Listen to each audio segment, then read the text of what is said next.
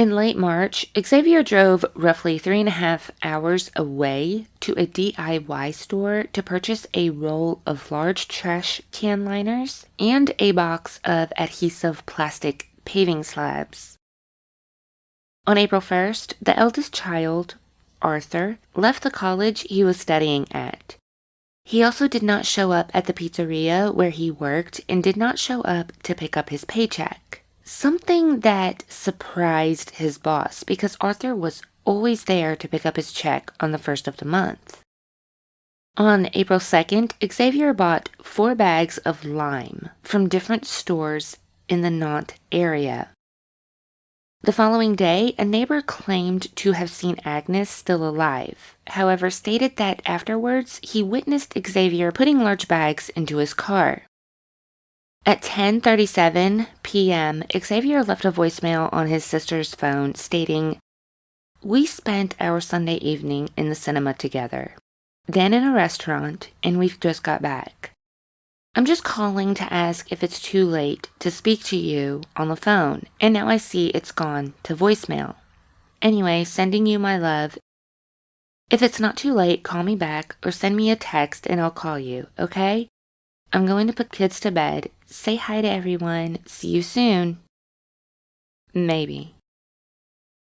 It is reported that Anne and Benoit did not show up for school on April 4th, citing illness as their excuse. The children's friends became concerned when they were unable to contact them and remembered rumors about their father having been offered a job in Australia.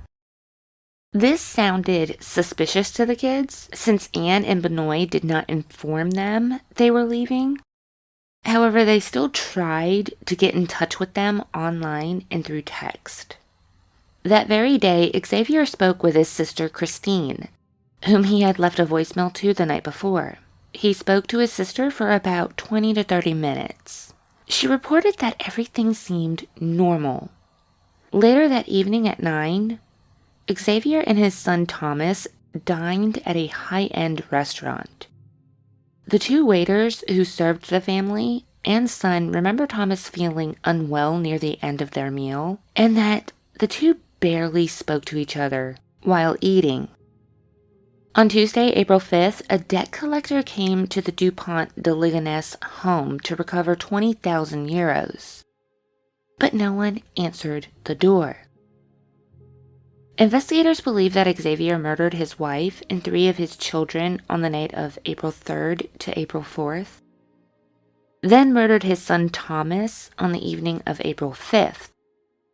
But there are conflicting claims, as the family's neighbors dispute when Agnes died, and also the children's friends dispute when the children actually died.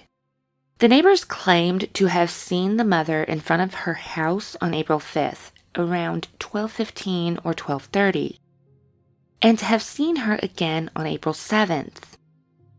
She was also said to have been spotted by an employee at a hair salon near the family home.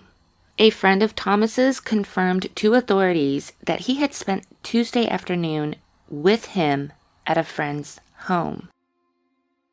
Thomas had planned on staying the night at his friend's house, but Xavier phoned his son asking him to return to Nantes because his mother was involved in a cycling accident. He quickly ate with his friend, then took a train home at around 10 p.m. The friend tried getting in touch with Thomas the next day, but would only receive quick, short responses in return, such as, "Not coming to yours, I'm ill," and "Really ill, I'm not coming to class." 2 days after this, his friend received a text.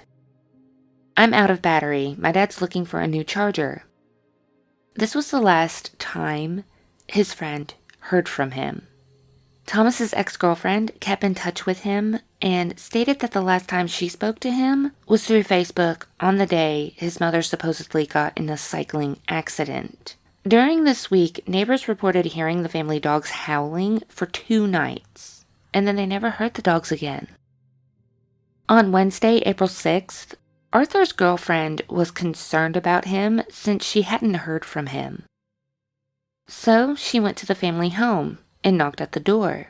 She stated that a light was on the first floor, but the family's 2 dogs didn't bark when she knocked. The next day, several witnesses came forward claiming to have seen Agnes alive. A neighbor also claimed to have seen Agnes walking her dog and briefly spoke to her.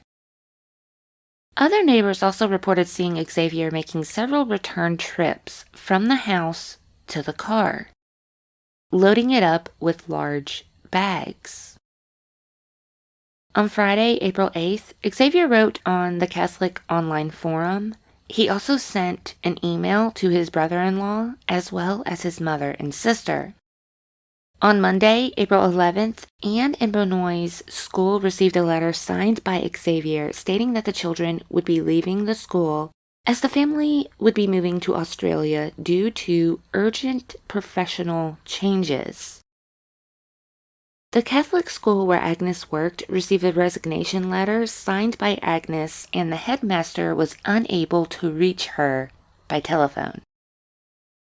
A typed, unsigned letter dated for April 11th was also sent to Xavier's immediate family, explaining that after working covertly for the American DEA, the entire family had to relocate to the United States as part of a federal witness protection program, and that no one will be able to contact them for a few years.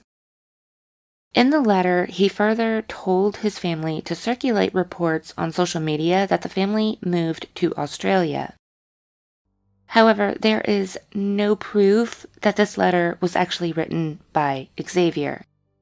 On April 11th to the 12th, Xavier spends the night at an upscale hotel in South France, paying for the room by credit card. The following night, he spent the night at another hotel in southeastern France under the false name Mr. Laurent Xavier, also paying for his stay by credit card. By Wednesday, April 13th, the family's neighbors in Nantes become concerned and contact the authorities. Their concerns stemmed from the house's shutters being closed for more than a week, and Agnes's car being parked outside on the street the entire time. From the 13th to 14th, Xavier spends the night at another hotel in southeastern France. He had lived in the town in the 1980s and contacted a former girlfriend that evening. He stays at another hotel in the same town on April 14th, but he withdrew 30 euros from an ATM where he is captured by a surveillance camera. On April 15th, Xavier checks out of this hotel, abandoning his car. On the 19th, an investigation is opened into the family and revealed Xavier's purchases of the DIY materials. By the 21st, a wanted notice is issued for the entire family. But during the day, authorities discover the remains of Agnes and the 4 children, and the family's 2 dogs, under the patio in the backyard. During the night of April 21st to 22nd, Xavier's vehicle is discovered. According to the autopsies performed on the victims on April 22nd, all of them were drugged and then shot with a .22 long rifle as they slept, a weapon that Xavier inherited from his father 3 weeks before the murders. But the speed at which the autopsies were conducted, paired with the relatives being advised not to view the bodies, led many of Xavier's relatives to believe that the bodies recovered are not those of Agnes and their children.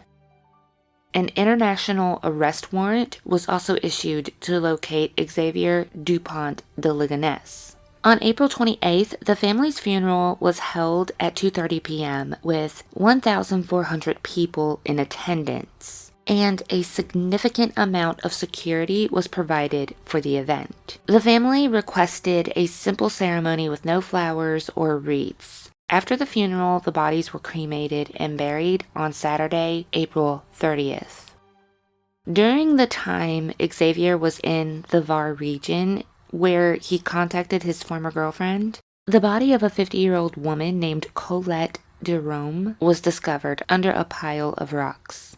Authorities have not provided the public with a lot of details regarding her murder, but do believe that there could be a link between her murder and Xavier. If Xavier knew Colette, I was not able to find anything in my research to suggest such a thing, but it is possible since the family lived in that region in 2003. But again, investigators have not publicly disclosed direct evidence linking Xavier to the crime. It is just a theory that he may have participated in some way in her murder because he was known to be in the area at that time. During the weeks after the murder, Xavier's wanted poster was everywhere. It was on trees, signposts, walls around hundreds of villages. This caused panic to rise, with residents fearing that there was this mad serial killer on the loose. So the authorities had to extinguish that fire before it got out of hand. The murders and Xavier's disappearance have been a mystery for the past 13 years and still captivates the world to this day. But how was he able to continually elude authorities? There are many theories about Xavier Dupont de Ligonnes' disappearance. One of the popular theories is that Xavier was killed by the murderer. This theory could be probable because Xavier did have a lot of financial issues. Therefore, he could have owed money to some powerful people, like a loan shark or something. However, some point out flaws in this theory because why would his body be missing? Also, there was no evidence found in the home to suggest anyone else was in the house. But if we're going to go with the loan shark theory, his body would be missing because they probably want to torture him. I don't know. But others suggest that Xavier is simply hiding. This is based off of Xavier's relatives receiving a letter stating that he moved to Australia after the murders, as well as the 900 reported sightings of him. Another theory is that Xavier joined a monastery. Investigators even searched monasteries as there was a reported sighting of Xavier there. However, the search was fruitless.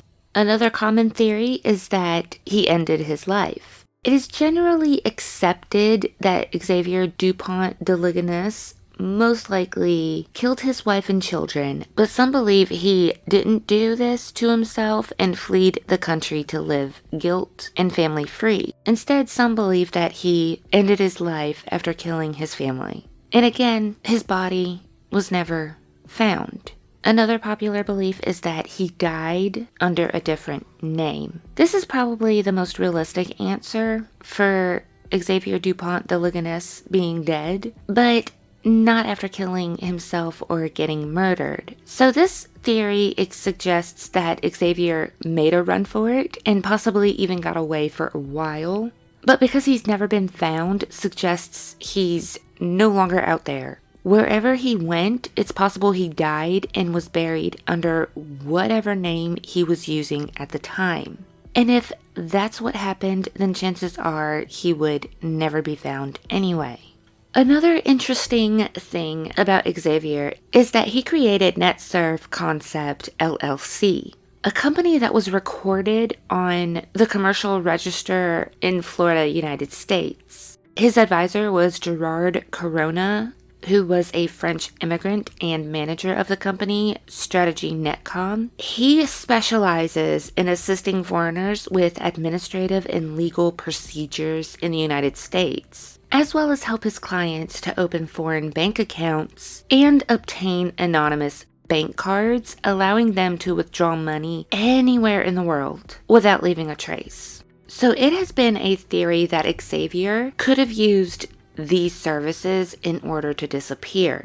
Another very interesting thing I found was that in mid-July 2015, a Nantes journalist received a photograph.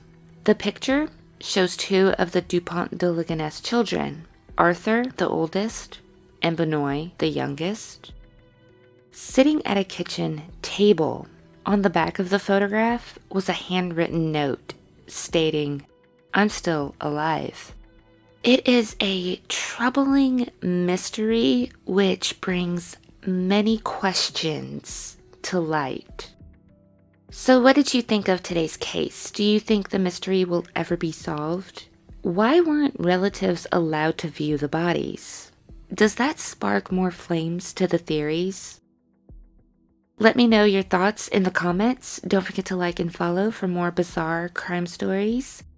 Thank you for listening and your support. Stay safe, and I will see you for the next episode. Bye.